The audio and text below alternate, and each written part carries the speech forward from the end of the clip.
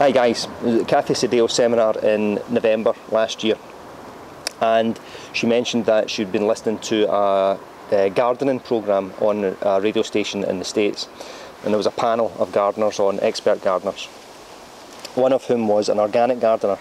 Some of the callers were asking which weed killer to use in their garden to eliminate different types of weeds, and some of the panel were saying, given different brands and different types to use and when to use them and all this stuff. And when they asked the organic gardener which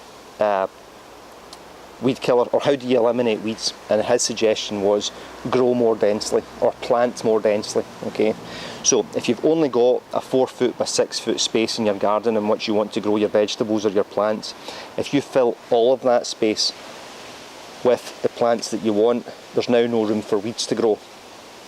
How does that relate to dog training? Your dog only has a certain amount of space in his behavioural repertoire. He will do the behaviours that work. If we fill that space, that behavioural repertoire, with behaviours that we like, there's now no more room for the weeds, which is the behaviours that we don't like, to grow, because a weed's really just a plant that you don't like.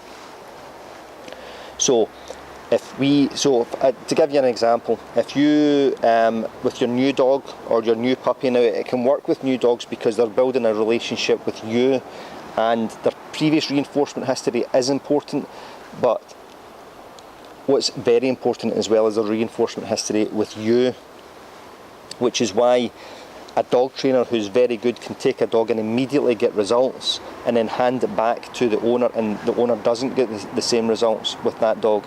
And it's because one of the reasons is that the dog trainer has no reinforcement history with that new dog and is now able to reinforce very well, and only that. So the dog now knows, when I'm working with this guy, this is what I do. So if you're walking down the street, if you see somebody approaching you and you want your dog not to pay attention to them, that's a behaviour you don't want, but we don't want to be thinking about that. We want to be thinking in terms of what we do want the dog to do. Person is approaching you, ask your dog to pay attention to you, reinforce him with food, tell him he's a good boy or a good girl, or with some tactile, pet him, and then walk on. And if we do this every single time, again and again and again, the person in the environment is now a cue to your dog to pay attention to you, and at that point you can then just start walking on. Good boy, and we can walk on. So fill your dog's behavioural repertoire with behaviours that you want, and it will stop the weeds growing.